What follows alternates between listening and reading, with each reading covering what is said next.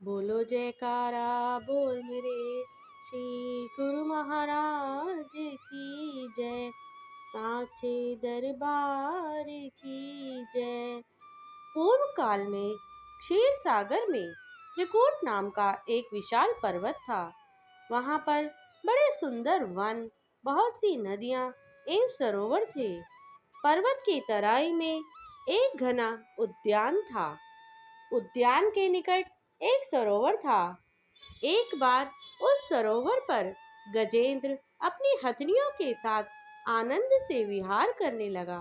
मस्ती के मूड में आकर वह सूंड में पानी भरकर पानी की बौछार करने लगा। उसी समय अचानक एक ग्राह अर्थात विशाल मगरमच्छ ने गजेंद्र का पांव पकड़ लिया और उसे सरोवर में खींचना शुरू कर दिया। शक्तिशाली गजराज भी उससे छूटने के लिए पूरा जोर लगाने लगा। इस संघर्ष में कभी ग्राह सरोवर के तट पर खींचा चला आता, तो कभी गजेंद्र सरोवर के भीतर चला जाता। इस प्रकार लड़ते लड़ते उन्हें बहुत समय बीत गया।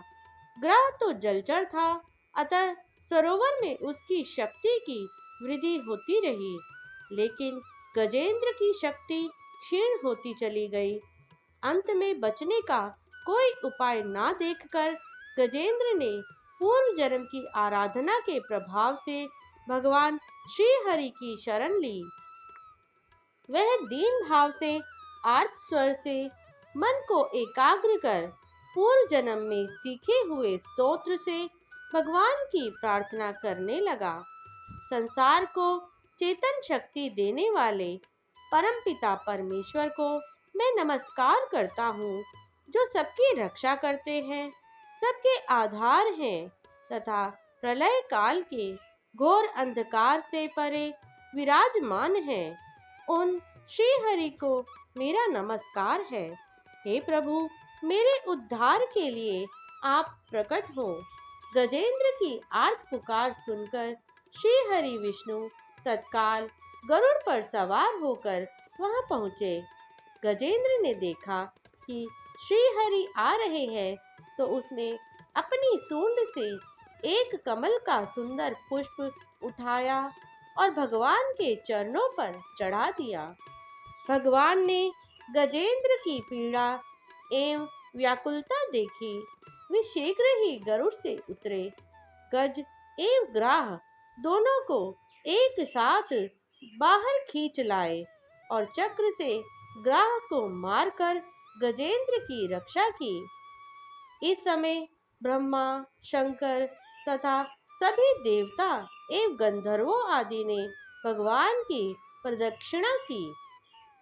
भगवान के स्पर्श से वह ग्राह भी गजेंद्र के साथ ही मुक्ति पद पा गया। वास्तव में गजेंद्र पूर्व जन्म में द्रविड़ देश का राजा था। वह राजपाट त्याग कर मलय पर्वत चोटी पर तपस्वी वेश में रहता था। एक बार स्नान आदि से निवृत्त होकर राजा भगवान की आराधना में मौन बैठा था। उसी समय अगस्त्य मुनि अपने शिष्यों के साथ उस मार्ग पर आए। राजा को निधड़क बैठा देखकर तथा उससे किसी प्रकार का आतिथ्य सत्कार ना पाकर मुनि श्रेष्ठ को क्रोध आ गया। उन्होंने उसे श्राप दिया कि अभिमानवश तू हाथी के समान बैठकर मुनियों की अवहेलना कर रहा है, अतः तू हाथी की योनि प्राप्त कर। शापवश उस राजा ने गजेंद्र की योनि में जन्म लिया, लेकिन पूर्व जन्म के संस्कारवश गजेंद्र को भगवान की स्मृति बनी रही, जिससे संकट में उसने श्री हरि की आराधना की और उनके पावन नाम का उच्चारण किया। नाम प्रताप से ही उसने भगवान का दर्शन पाया। यह सब नाम का प्रभाव ही है और नाम की महिमा ही है। इसीलिए कहा जाता है कि जगत में केवल नाम सत्य है, शेष समस्त संसार मिथ्या प्रपंच है। गुरुमुखो, जो मनुष्य अपनी सद्गति चाहे उसके लिए सरल उपाय प्रभु के नाम का सुमिरन ही है। निरंतर नाम का स्मरण करते रहने से एक दिन भक्त परम पद पा लेता है और सभी बंधनों से मुक्त हो जाता है।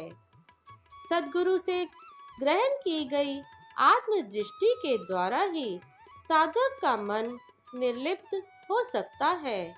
इस अवस्था में उसे सभी जीव नदिया के पानी की सतह पर बुलबुले के समान लगते हैं। ऐसा भक्त अपने प्रिय की मृत्यु पर भी गम नहीं करता, क्योंकि वह समझता है कि यह तो नदिया के पानी में बुलबुला फट गया है, उससे पानी का वजन कुछ कम नहीं हो गया। यह सब संत सत्पुरुषों की महिमा है कि वे एक शिष्य के हृदय में दिव्य नाम को ऐसा दृढ़ कर देते हैं कि उसके मन से भय और दुविधा नष्ट हो जाते हैं। एक बार गुरु ज्ञान को पूर्ण रूप से ग्रहण कर लिया तो उसे अब यह संसार मामूली लगता है। जो बातें पहले तनाव पैदा करती थी, अब वह खिलौना मात्र रह गई है। इसके साथ ही यह भी सत्य है गुरुमुखों कि सुरती के नाम जाप में लग जाने पर साधारण व्यक्ति भी बहुत मूल्यवान बन जाता है। रजब सुमिरन की सिफत मुँह पे कही न जाए, जाके बस दोनों भय कुदरत सहित खुदाए। रज्जब रंचक भजन की महिमा कहीं न जाए, अर्ध नाम पशु उद्धरे नर देखो निरताए।